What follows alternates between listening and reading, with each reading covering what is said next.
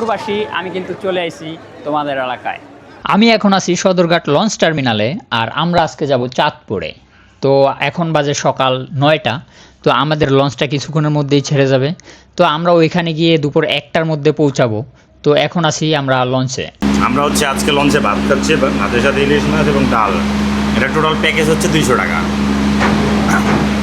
তো খাবারটা কেমন লাগতেছে তোমার? আগে খাই পরে বলি, এটা এখন পর্যন্ত যতটুকু খাইছে এটা ভ্যালু কর মানি না।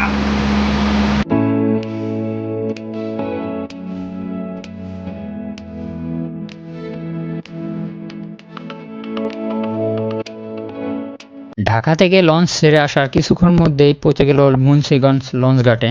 তো এখান থেকে কিছু যাত্রী উঠানামা করবে। এখন আছি আমরা চাঁদপুর লঞ্চঘাট। তো আমাদের আস্তে আস্তে প্রায় 3 থেকে 3.5 ঘন্টার মতো সময় লাগছে। তো গাইস, আমরা এখন আছি হচ্ছে গিয়ে চাঁদপুর লঞ্চঘাট। তো আমরা একটা অটো নিয়ে নিছি, এখান থেকে আমরা বড় স্টেশন যাব, দেন ওইখানে একটু ঘোরাঘুরি করব, আবার ঢাকায় ব্যাক করব। তো চাঁদপুরবাসী আমি কিন্তু চলে আসি তোমাদের এলাকায়।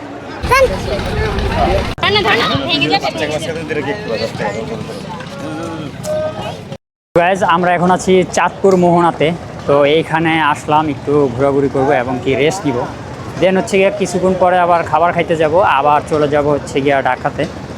তো এইখানে জায়গাটা খুবই সুন্দর, ফাঁকা একটা জায়গা, আর নিরিবিলি পরিবেশ, অনেক গাছপালা আছে, আর চারপাশে হচ্ছে গিয়া নদী আছে। তো জায়গাটা ভালোই উপভোগ করতেছি আমরা, একটু নিরিবিলি জায়গা।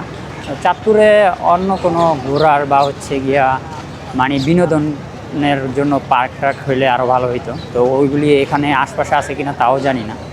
তো যেহেতু আজকের ভিতরে ঢাকায় ফিরতে হবে, তো আমরা হচ্ছে গিয়ে এখান থেকে একটু হাঁটাচলা করব।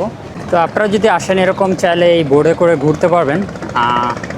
তারপর হচ্ছে গিয়া ওই যে এখানে ট্রলার আছে, ওরকম ট্রলারে করে হচ্ছে গিয়ে আপনারা মিনি কক্সবাজার যাইতে পারবেন। তো গাইস, আমাদের হচ্ছে গিয়ে এখন ক্ষুধা লাগছে। এটা হচ্ছে গিয়া চাঁদপুর বড় স্টেশন। এখান থেকেই ট্রেন যায় চিটাগং অন্য জায়গায়। তো এখান দিয়ে আমিও একবার চিটাগং গেছিলাম। তো আমরা দিল সাথে কোনো খাবার খুঁজে পাইনি, বত্তা টত্তা আইটেমের বাংলা খাবার।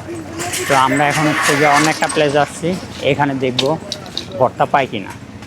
তো ব্যাস, অবশেষে আমরা একটা হোটেল সিলেক্ট করছি। তো এটা হচ্ছে গিয়া দেলু হোটেল, এই যে এটা। তো এটাতে আমরা হচ্ছে গিয়া ইলিশ মাছ দিয়ে ভাত খাবো। তো আমরা অলরেডি খাবারের অর্ডার দিয়ে দিছি, তো খাবার আসা পর্যন্ত অপেক্ষা করছি। তো আমরা হচ্ছে গিয়া একটা ইলিশ মাছ অর্ডার করছি, অ্যান্ড সাথে হচ্ছে গিয়া ইলিশের লেস ভর্তা, আর হচ্ছে গিয়া আলু ভর্তা, আর সাথে আছে সালাদ আর ডাল। তো আমাদের খাবার অলরেডি চলে আসছে, ইলিশ মাছটা ভাজা বাকি আছে, ওটা হইলে আবার চলে আসবে। এই হচ্ছে গিয়ে আমাদের ভাত, এই হচ্ছে গিয়ে ভর্তা, এই সালাদ। এই আমার বন্ধুরা রয়েছি ইলিশ খাইতে, চাঁদপুর আসছি। খুবই খুশি। আর না, এটুক ইলিশ, ওই যে পিছু দেখা যায় ওইটা না, ওইটা হইব না। তো ইলিশের জন্য অপেক্ষা করতেছি, ইলিশের প্রচুর গ্রাউন ছুটতেছে। আশা করি এটা অনেক মজা হবে, যেহেতু ওনারা বলছে এটা আর কি এখানকার লোকাল ইলিশ। তো ইলিশটা খাইয়ে দেখবো কেমন লাগে। সালাদ এবং কি আমাদের এই ইলিশটা চলে আসছে, মোটামুটি বড়, যে একটু খায়া।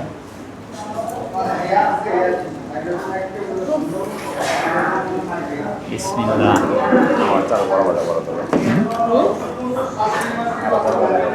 মাশাআল্লাহ, সেই টেস্ট, অস্থির। ইলিশটা ভাজা হয়েছে পুরো কড়া একের ভাজা হয়েছে না রে বন্ধু, জোস। ইলিশটার গ্রান, অস্থির গ্রান। কালারটা দেখো ভাই, মানে জোস একটা কালার। বন্ধু, খাবারটা কেমন ছিল বল? খাবারটা এক্সিলেন্ট ছিল, অস্থির না? পুরাই জোস, জাস্ট ওয়াও। ইলিশ মাছের গ্রানটা দেখছস? পুরাই বরাবর ছিল। হ্যাঁ, মানে জেনুইন ইলিশ যদি খাইতে হয় তাহলে আপনাদের চাঁদপুর আসতে হবে। এই চাঁদপুরের জেনুইন ইলিশ পাবেন, একদম অরিজিনাল অথেন্টিক, কোনো ভেজাল নাই। এখানে আসলে আপনারা একদম অরিজিনাল ইলিশ পাবেন।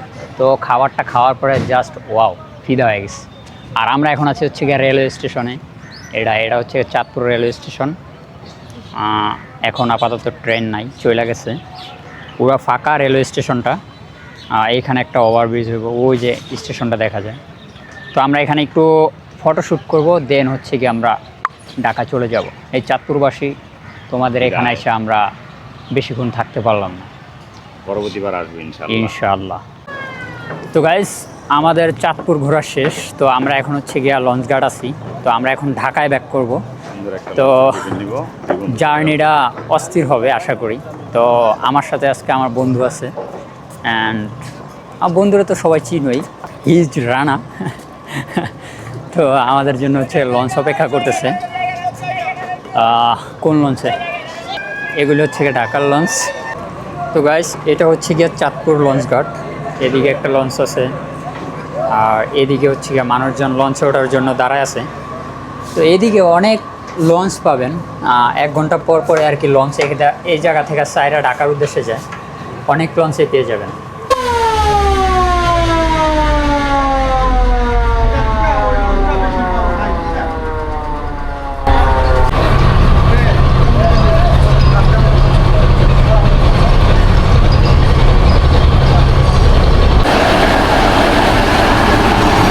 ওই যে একটা লঞ্চ, এটা কিন্তু একটু পরে ঘাটে ভিড়বে।